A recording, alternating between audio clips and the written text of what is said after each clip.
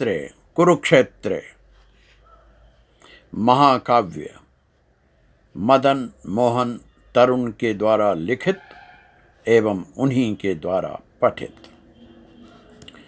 पश्य में पार्थ, भाग 43।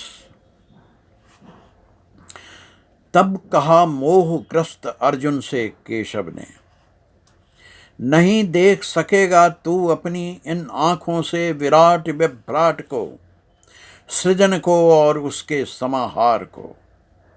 सत्य नहीं होता उतना ही जो दिखता है सर्वमान्य को, सर्वसामान्य को।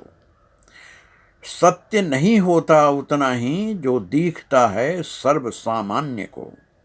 नाना रंग रूपों का चारों ओर फैला है जो संसार, नाना संबंधों में विभाजित है जो यहाँ का व्यवहार, वही नहीं है इस सृष्टि का सार। नाटक का मंच है यह, कुछ देर का प्रपंच है यह, छोटी छोटी इकाइयों का खेल है यह नहीं है वह है मात्र तुम्हारे चर्म चक्षुओं का सीमित खेल। सुनो अर्जुन, आज मैं देता हूँ मर्म की तुम्हारी आंखें खोल। कहकर जैसे ही केशव ने अर्जुन के मस्तक पर रखा अपना हाथ, वैसे ही खुल गया उसके सामने विराट ब्रह्मांड। अदृश्य हो गया उसकी आंखों के सामने से कुरुक्षेत्र का मैदान। अदृश्य हो गए सारे योद्धा, अदृश्य हो गया उसका रथ, उसके अश्व, यहाँ तक कि नहीं दिखे दूर दूर तक उसके सारथी कृष्ण। देखा अर्जुन ने अपने सामने खड़ा प्रज्वलित प्रलय कालीन अग्नि के समान, पृथ्वी से आकाश को समाहित किए स्वयं में, खोले अपना मुख विशाल।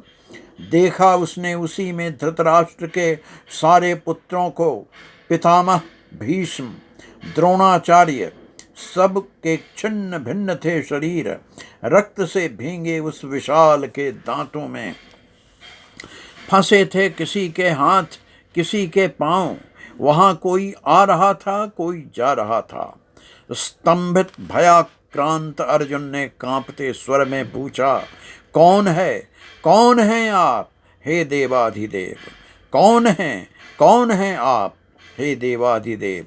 जैसे समस्त नदियां दौड़ती समुद्र की ओर, जैसे पतंगा दौड़ता है प्रज्वलित दीपक की ओर, वैसे ही सभी दौड़ रहे हैं निरंतर आपके विशाल महानाशकारी मुख की ओर।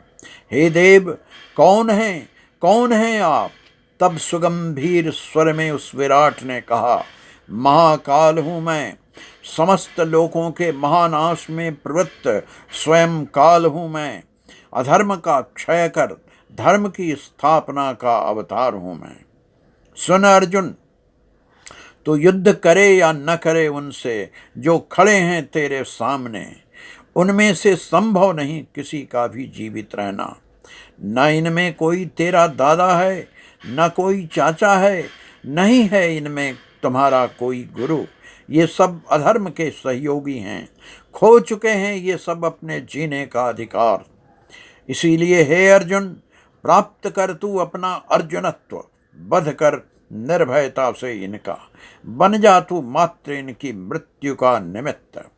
इन्हीं शब्दों के साथ प्राप्त हो गया अर्जुन को अपना अर्जुनत्व। जाग उठा इसी संबोधन से उसका विभ्रांत कर्तव्य बोध। देखा उसने रथ हैं कृष्ण, रथी हैं कृष्ण, दृश्य हैं कृष्ण, अदृश्य हैं कृष्ण, बांसुरी हैं कृष्ण, चक्र हैं कृष्ण, गोचारक गोवर्धन धारक हैं कृष्ण, कृष्ण रणछोड़ संहारक हैं कृष्ण, कंस आतंककारी जगत हितकारी युगनायक महानायक। जो कुछ है यहाँ वहाँ सब हैं कृष्ण कृष्ण, केवल कृष्ण। द्रौपदी के चीर हैं कृष्ण, अर्जुन के गांडीव हैं कृष्ण, भीम की गदा हैं कृष्ण, अग्निवर्षक महाकाल की घटा हैं कृष्ण, शब्दों से परे अपार हैं कृष्ण, कभी कल्पना से भी महाकार हैं कृष्ण।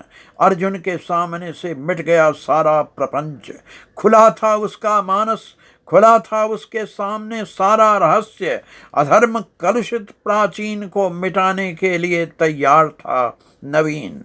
तन गया गांडीव, चढ़ गए वाण, गूंज उठा नारायण का हृदय विदारक पांचजन्य।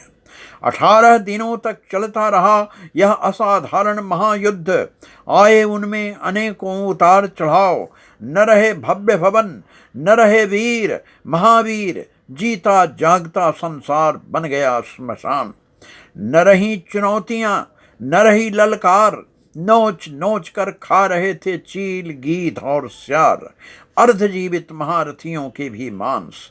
किंतु पत्तों का झड़ जाना नहीं है वृक्ष का अंत, उसी पथ से तो आता है वसंत।